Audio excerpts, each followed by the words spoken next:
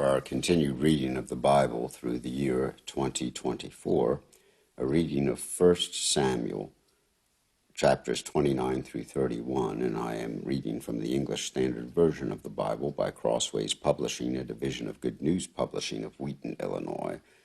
1 Samuel, chapters 29 through 31. Now the Philistines had gathered all their forces at Aphek, and the Israelites were encamped by the spring that is in Jezreel. As the lords of the Philistines were passing on by hundreds and by thousands, and David and his men were passing on in the rear with Achish, the commanders of the Philistines said, "What are these Hebrews doing here?" And Achish said to the commanders of the Philistines, "Is this not David, the servant of Saul, king of Israel, who has been with me now for days and years? And since he deserted to me, I have found no fault in him to this day." But the commanders of the Philistines were angry with him, and the commanders of the Philistines said to him, "Send the man back, that he may return to the place to which you have assigned him. He shall not go down with us to battle, lest in the battle he become an adversary to us. For how could this fellow reconcile himself to his Lord? Would it not be with the heads of the men here? Is not this David, of whom they sing to one another in dances? Saul has struck down his thousands, and David his 10,000s. Then Achish called David and said to him, "As the Lord lives, you have been honest, and to me it seems right that you should march out and in with me in the campaign. For I have found nothing wrong in you from the day of your coming to me this day. Nevertheless, the Lords do not approve of you. So go back now, and go peaceably, that you may not displease the lords of the Philistines." And David said to Achish, "But what have I done? What have you found in your servant from the day I entered your service until now, that I may not go and fight against the enemies of my lord the king?"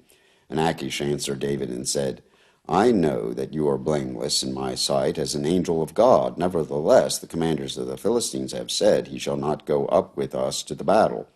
Now then, rise early in the morning with the servants of your Lord who came with you, and start early in the morning, and depart as soon as you have light." So David set out with his men early in the morning, and returned to the land of the Philistines, but the Philistines went up to Jezreel. Now when David and his men came to Ziklag on the third day, the Amalekites had made a raid against the Negeb and against Ziklag. They had overcome Ziklag and burned it with fire, and taken captive the women and all who were in it, both small and great. They killed no one, but carried them off, and went their way. And when David and his men came to the city, they found it burned with fire, and their wives and sons and daughters taken captive. Then David and the people who were with him raised their voices and wept until they had no more strength to weep. David's two wives also had been taken captive, Ahinoam of Jezreel, and Abigail, the widow of Nabal of Carmel. And David was greatly distressed, for the people spoke of stoning him, because of all the people were bitter in soul, each for his sons and daughters. But David strengthened himself in the Lord his God.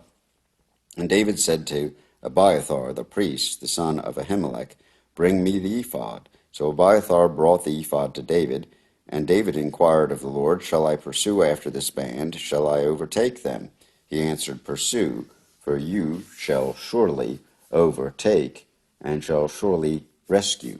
So David set out, and the 600 men who were with him, and they came to the brook Besor, where those who were left behind stayed. But David pursued, he and 400 men. 200 stayed behind, who were too exhausted to cross the brook Besor. They found an Egyptian in the open country, and brought him to David. And they gave him bread, and he ate. They gave him water to drink, and they gave him a piece of the cake of figs and 2 clusters of raisins. And when he had eaten, his spirit revived, for he had not eaten bread or drunk water for 3 days and 3 nights. And David said to him, "To whom do you belong, and where are you from?" He said, "I am a young man of Egypt, servant to an Amalekite, and my master left me behind because I fell sick 3 days ago. We had made a raid against the Negev of the Cherethites, and against that which belongs to Judah, and against the Negev of Caleb, and we burned Ziklag with fire." And David said to him, "Will you take me down to this band?" And he said, Swear to me by God that you will not kill me or deliver me into the hands of my master, and I will take you down to this band. And when he had taken them down, behold, they were spread abroad over all the land, eating and drinking and dancing, because of all the great spoil they had taken from the land of the Philistines and from the land of Judah. And David struck them down from twilight until the evening of the next day, and not a man of them escaped, except 400 young men who mounted camels and fled. David recovered all that the Amalekites had taken, and David rescued his 2 wives. Nothing was missing, whether small or great, sons or daughters, spoil or anything that had been taken. David brought back all. David also captured all the flocks and herds, and the people drove the livestock before him, and said, "This is David's spoil." Then David came to the 200 men who had been too exhausted to follow David, and who had been left at the brook Besor.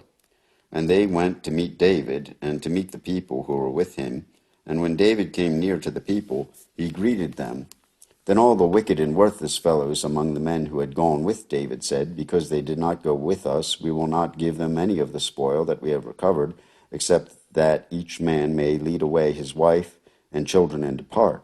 But David said, "You shall not do so, my brothers, with what the Lord has given us.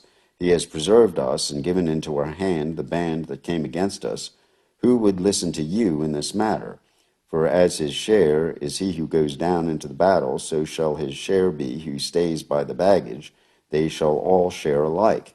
And he made it a statute and rule for Israel from that day forward to this. When David came to Ziklag, he sent part of the spoil to his friends, the elders of Judah, saying, "Here is a present for you from the spoil of the enemies of the Lord." It was for those in Bethel and Ramoth of the Negev, in Jatir, in Aroer, in Shifmoth, and in Estermoa, in Rakal, in the cities of the Jerahmeelites, in the cities of the Kenites, in Hormah, in Bor Ashan, in Aktak, in Hebron, for all the places where David and his men had roamed. Now the Philistines were fighting against Israel, and the men of Israel fled before the Philistines and fell slain on Mount Gilboa. And the Philistines overtook Saul and his sons, and the Philistines struck down Jonathan and Abinadab and Malchishua, the sons of Saul. The battle pressed hard against Saul, and the archers found him, and he was badly wounded by the archers. Then Saul said to his armor-bearer, "Draw your sword and thrust me through with it, lest these uncircumcised come and thrust me through and mistreat me." But his armor-bearer would not, for he feared greatly. Therefore Saul took his own sword and fell upon it. And when his armor-bearer saw that Saul was dead, he also fell upon his sword and died with him. Thus Saul died, and his 3 sons, and his armor-bearer, and all his men, on the same day together. And when the men of Israel, who were on the other side of the valley, and those beyond the Jordan, saw that the men of Israel had fled, and saw that Saul and his sons were dead, they abandoned their cities and fled, and the Philistines came and lived in them. The next day, when the Philistines came to strip the slain, they found Saul and his 3 sons fallen on Mount Gilboa. So they cut off his head and stripped off his armor, and sent messengers throughout the land of the Philistines to carry the good news to the house of their idols and to the people. They put his armor in the temple of Ashtaroth, and they fastened his body to the wall of Bethshan. But when the inhabitants of Jabesh-Gilead heard what the Philistines had done to Saul, all the valiant men arose and went all night and took the body of Saul and the bodies of his sons from the wall of Bethshan, and they came to Jabesh and burned them there. Then they took their bones and buried them under the tamarisk tree in Jabesh, and fasted 7 days. Here ends the reading of 1 Samuel chapters 29 through 31, and the ending of 1 Samuel in the English Standard Version of the Bible by Crossways Publishing, a division of Good News Publishing of Wheaton, Illinois.